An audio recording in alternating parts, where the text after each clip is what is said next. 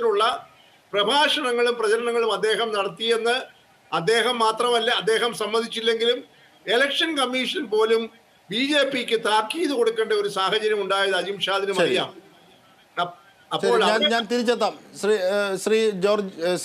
Professor AG George, ഞാൻ തിരിച്ചെത്താം. ഇപ്പോൾ വി.കെ. സജീവൻ ബി.ജെ.പി നേതാവ് കൂടി ചേരുകയാണ്. ശ്രീ വി.കെ. സജീവൻ, അതായത് ഈ ഹിന്ദി ഹൃദയഭൂമിയിൽ തിരിച്ചടി കിട്ടും, അത് ഉറപ്പായപ്പോൾ കണക്കുകൾ 400-ൽ ഒപ്പിക്കാനായി കൂട്ടിക്കൂട്ടി വരികയാണ്. ദക്ഷിണേന്ത്യയിലേക്ക് കയറുകയാണ്. അപ്പോൾ 3 സീറ്റ് അധികം വരുന്നു. അപ്പോൾ കേരളത്തിൽ 3. ഇങ്ങനെ ബി.ജെ.പിക്ക് ഗോദി മീഡിയ ചമച്ച് നൽകിയതാണ് എക്സിറ്റ് പോൾ എന്നൊക്കെ വലിയ ആക്ഷേപങ്ങളുണ്ട്. പക്ഷെ അതൊക്കെ 4-ാം തീയതിയോട് പൊളിയുമായിരിക്കും, അല്ലെങ്കിൽ വിജയിക്കുമായിരിക്കും. എന്തായിരുന്നാലും എന്തൊക്കെയാണ് ബി.ജെ.പി ഈ ഘട്ടത്തിൽ കാണുന്ന സാധ്യത രാജ്യത്തെ സംബന്ധിച്ച്? കാരണം ഇത്രയേറെ എക്സിറ്റ് പോളുകൾ വരികയും എന്തൊക്കെ മറിഞ്ഞിട്ടും 295 സീറ്റ് ഇന്ത്യ മുന്നണിക്ക് ഉറപ്പാണ് എന്ന് അവർ ശഠിക്കുകയാണ്. ഖാർഗെയും അതെ, കെജ്രിവാളും അതെ. അല്ല, ബി.ജെ.പിയെ സംബന്ധിച്ചിടത്തോളം തെരഞ്ഞെടുപ്പിൻ്റെ മുന്നൊരുക്കത്തിൻ്റെ സമയത്തും തെരഞ്ഞെടുപ്പ് സമയത്തും തെരഞ്ഞെടുപ്പിന് ശേഷവും ഒരു കാര്യവും മാറ്റിപ്പറയേണ്ട ഒരു സാഹചര്യവും ഉണ്ടായിട്ടില്ല. ബി.ജെ.പി നേരത്തെ തന്നെ നേടണമെന്ന് ആഗ്രഹിച്ചത് ഈ രാജ്യത്ത് 50% വോട്ടും 80% സീറ്റുമാണ്. അതിനോടടുക്കുന്ന വിവരങ്ങളാണ് ഇപ്പോൾ തെരഞ്ഞെടുപ്പിൻ്റെ എക്സിറ്റ് പോൾ വിവരങ്ങളിലൂടെ ഇപ്പോൾ പുറത്തു വന്നിരിക്കുന്നത്. എക്സിറ്റ് പോളുകളിൽ ഏറ്റക്കുറച്ചിലുകൾ ഉണ്ടാവാം എന്നുള്ളതാണ് എനിക്ക് മുമ്പേ ഈ ഡിബേറ്റിൽ സംസാരിച്ച ആൾ സൂചിപ്പിച്ചത്.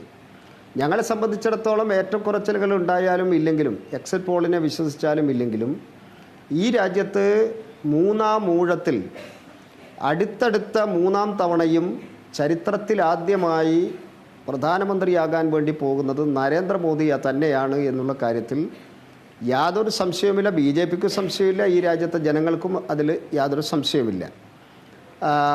അതൊരു ചരിത്രമാണ്. ശ്രീ സജീവൻ, ഈ സംശയം എങ്ങനെയാണ് വരുന്നതെന്ന് പറഞ്ഞു കഴിഞ്ഞാൽ, ഒരുപക്ഷെ ആക്ച്വൽ കണക്കല്ലല്ലോ, നമ്മൾ കവടി നിരത്തിയല്ല ഈ കാര്യങ്ങളൊക്കെ പറയുന്നത്. ഓരോ സാധ്യതകളും അതിൻ്റെ ചലനങ്ങളും എങ്ങനെയാണ് നിരീക്ഷിക്കപ്പെടുന്നത് എന്നൊക്കെ ഉള്ള അർത്ഥത്തിലാണ്.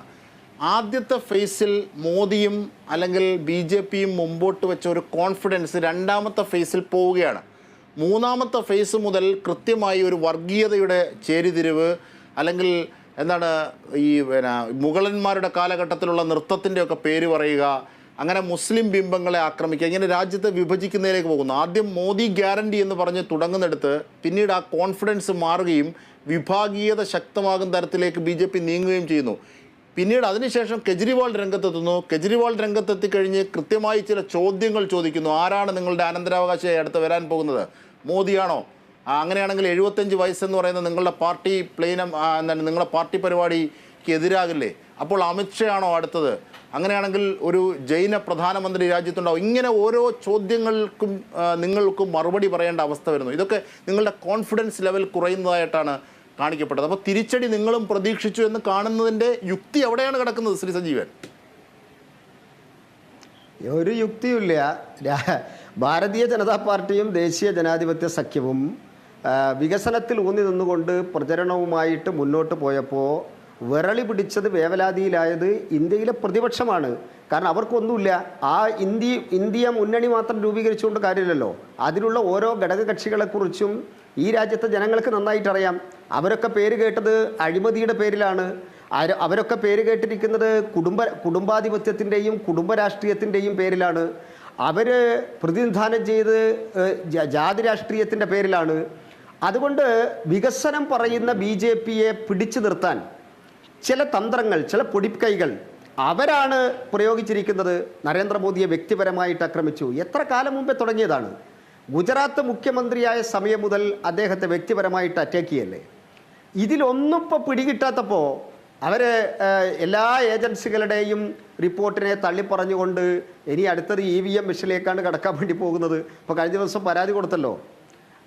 പരാതി കൊടുക്കാൻ വേണ്ടി പോയപ്പോൾ ഇലക്ഷൻ കമ്മീഷൻ 24 മണിക്കൂർ പറഞ്ഞിരിക്കുകയാണ്. ഏതെങ്കിലും ഒരു തെളിവ് ഈ രാജ്യത്ത് എവിടെയെങ്കിലും EVM മെഷീനും VVPAറ്റും തമ്മിൽ വ്യത്യാസം തെളിയിക്കാൻ വേണ്ടി സാധിച്ചിട്ടുണ്ടോ? എന്തെങ്കിലും പറയാണ്, എന്തെങ്കിലും പറഞ്ഞ് ആളുകൾ വിഭജിച്ചുകൊണ്ട് വോട്ട് പിടിക്കാൻ വേണ്ടി നോക്കി, അതൊക്കെ പരാജയത്തിലാകും. കേജ്രിവാൾ ഇറങ്ങി മലമറിച്ചു എന്നല്ലേ പറയുന്നത്. 4-ാം തീയതി കാണാലോ ഡൽഹിയിൽ എത്ര സീറ്റ് കിട്ടുന്നുള്ളത്. ഇവർ ഒന്നും രണ്ട് എന്നുള്ള കണക്കാണ് രാഷ്ട്രീയത്തിൽ പ്രയോഗിക്കാൻ വേണ്ടി പോകുന്നത്. കോൺഗ്രസും കേജ്രിവാളിൻ്റെ പാർട്ടിയും കൂടെ ചേർന്നാൽ ഡൽഹി തൂത്തുവാരാം എന്നുള്ളതായിരുന്നല്ലോ കണക്കുകൂട്ടൽ.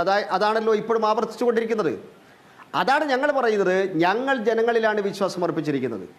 ജനങ്ങൾക്ക് മുമ്പാകെ ഭാരതീയ ജനതാ പാർട്ടിയും ദേശീയ ജനാധിപത്യ സഖ്യവും മോദിയും വെച്ചിട്ടുള്ള ആശയങ്ങളെ ജനം സ്വീകരിക്കുകയാണ്. ഇവരൊക്കെ പറഞ്ഞ കാര്യങ്ങൾ ജനങ്ങൾ തള്ളിക്കളയുന്നു. മോദി ഗ്യാരണ്ടിയിൽ ജനങ്ങൾ വിശ്വസിക്കുന്നു. ഈ രാജ്യത്തെ ജനങ്ങളുടെ വിശ്വാസമാണ് കഴിഞ്ഞ ദിവസങ്ങളിൽ 7 ഫേസുകളിലായിട്ട് പ്രകടിപ്പിച്ചിരിക്കുന്നത്. അതിൻ്റെ റിസൾട്ട് 4-ാം തീയതി വരാൻ വേണ്ടി പോകുന്നു. അതിൽ BJP-യുടെയും ദേശീയ ജനാധിപത്യ സഖ്യത്തിൻ്റെയും പ്രതീക്ഷയ്ക്ക് എങ്ങും മങ്ങലേൽക്കാൻ വേണ്ടി പോകുന്നില്ല. ഞാൻ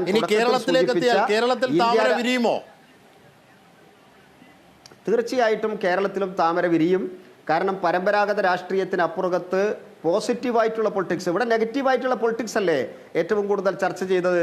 ഞാൻ നിങ്ങളെ കോഴിക്കോട് എത്ര സീറ്റ് ഞാൻ അതിലേക്ക് വരാം. ഞാൻ രാഷ്ട്രീയമാണല്ലോ സംസാരിക്കുന്നത്. ഞാൻ നിങ്ങളുടെ കോഴിക്കോട് സ്റ്റുഡിയോയിൽ നിന്നാണ് സംസാരിക്കുന്നത്. നിങ്ങൾ വർഗീയതയെക്കുറിച്ചും ഇതിനെക്കുറിച്ചൊക്കെ പറഞ്ഞല്ലോ. ഇന്ത്യ രാജ്യത്ത് കോഴിക്കോട്ടും വടകരയിലും പറഞ്ഞത്ര വർഗീയത ഈ തവണ ഈ തെരഞ്ഞെടുപ്പിൽ ഒരിടത്തും പറഞ്ഞിട്ടില്ല. അതിൻ്റെ പരിണിത ഫലങ്ങൾ 2 മുന്നണിക്കാരും അനുഭവിച്ചുകൊണ്ടിരിക്കുന്ന ഒരു സാഹചര്യം കേരളത്തിൽ നമ്മൾ കാണുകയാണ്. ആ സാഹചര്യത്തിൽ പോസിറ്റീവായിട്ടുള്ള പൊളിറ്റിക്സ് പറഞ്ഞത്, വികസന രാഷ്ട്രീയം പറഞ്ഞത്, യഥാർത്ഥ മതേതര മുന്നണിയായിട്ട് നിലകൊണ്ടത് അത് ദേശീയ ജനാധിപത്യ സഖ്യത്തിൻ്റെ സ്ഥാനാർത്ഥികളാണ്.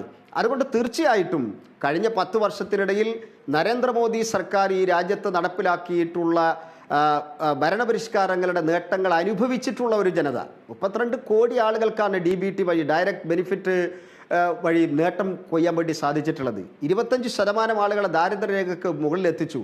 ഇതൊക്കെ അനുഭവസ്ഥരായിട്ടുള്ള ജനങ്ങളാണ്. അവർക്ക് സർക്കാർ പോകുമ്പോൾ, മൻമോഹൻ സിംഗ് പോകുമ്പോൾ ഉള്ള പെട്രോൾ വില, പിന്നീട് അതിനുശേഷം മോദി 2 തവണ വന്നപ്പോൾ ഉള്ള പെട്രോൾ ഗ്യാസ് വില, അതൊന്ന് നോക്കിയാൽ മതി. രാജ്യത്തെ ദരിദ്രരേഖയ്ക്ക് മുകളിൽ ചാർത്തി എന്ന് പറയുന്നത് അല്ലപ്പോ പെട്രോളിയം ഉൽപ്പന്നങ്ങളുടെ കേന്ദ്രീകരിച്ചുകൊണ്ട് നിൽക്കല്ല. പെട്രോളിനൊക്കെ ബദൽ സംവിധാനങ്ങൾ ഒരുക്കിയല്ലോ. സൗരോർജ്ജത്തിന്റെയും ഇലക്ട്രിക് വണ്ടികളുടെയും ഒക്കെ പ്രവാഹം നമ്മുടെ കൺമുമ്പിലൂടെ കാണില്ലേ നമ്മൾ. അതിനൊക്കെ ബദൽ സംവിധാനം, പരിഹാരമാണ് പ്രധാനം. രാജ്യത്തെ ഭരണാധികാരികൾ പരിഹാരത്തിന് വേണ്ടിയിട്ടാണ് നിലകൊള്ളുന്നത്. അല്ലാണ്ട് പരമ്പരാഗതമായിട്ട് സബ്സിഡി കൊടുത്തു എന്ന് പറഞ്ഞുകൊണ്ട് അതേ സബ്സിഡിയിൽ നിലനിർത്തണം എന്ന് പറയുന്നതിൽ അർത്ഥമില്ല. വാദിക്കരുത്. പുരോഗമന സമൂഹം എന്നുള്ള നിലയിൽ എന്താണ് എംപ്ലോയ്മെന്റ് ജനറേഷനെയാണ് കാണുന്നത്. അല്ല, കാണാലോ ഇപ്പോൾ ആര് എങ്ങനെയാണ് ചിന്തിച്ചത്. ജാതീയത പറഞ്ഞല്ലോ ഈ തെരഞ്ഞെടുപ്പില്, ജാതീയത പറഞ്ഞല്ലോ. എങ്ങനെയാണ് ജനം ചിന്തിച്ചത്, എങ്ങനെയാണ് ഇന്ത്യ രാജ്യത്ത് ജനങ്ങൾ ചിന്തിച്ചത്. മധ്യപ്രദേശിലെയും പ്രസംഗങ്ങളിൽ ആരാണ് ജാതീയതയും വർഗീയതയും പറഞ്ഞത്? പറയൂ, ആരാണ് വർഗീയത ആദ്യം തുടങ്ങിയത്? അവിടെയുള്ള പ്രശ്നം ആ ഖാർഗെയും രാഹുൽ ഗാന്ധിയുടെയും പ്രസംഗത്തിലാണ്. നരേന്ദ്രമോദി അറ്റാക്ക് ചെയ്യാൻ വേണ്ടി അങ്ങനെയല്ല. മാന്തി ചൊറിഞ്ഞ് പുണ്ണാക്കിയിട്ട് പിന്നെ പരിതപിച്ചിട്ട് കാര്യമില്ല. ഇതാരാണ് പറയാൻ വേണ്ടി തുടങ്ങിയത്? നിങ്ങൾക്ക് വിശനം പറയരുതായിരുന്നു ആദ്യം. ആരാണ് ചൊറിഞ്ഞ് മാന്തിയത് ആദ്യം?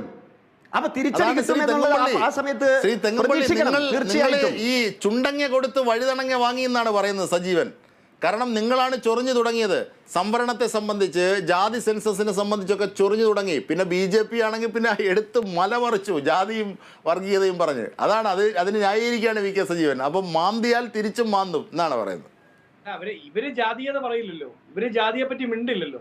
കാര്യം ജാതിയെ പറ്റി മിണ്ടിയാൽ ഇവർക്ക് നേരെ തന്നെ ഇത് തിരിഞ്ഞു കൊത്തും. ഇവർ ഏത് കാസ്റ്റിനെയാണ്, ഏത് അപ്പർ കാസ്റ്റിനെയാണോ ഇവർ എടുത്തുയർത്തുന്നത്, അവർ ഒരു കാലഘട്ടത്തിലും ഇപ്പോഴും പലപ്പോഴും ഉത്തരേന്ത്യൻ സംസ്ഥാനങ്ങളിൽ താഴേക്കടയിലുള്ള ഹിന്ദുവിന്റെ നേരെ ആക്രമണവുമായി ഇറങ്ങി പുറപ്പെടുന്ന ഇവന്മാരൊക്കെ തന്നെയാണ്.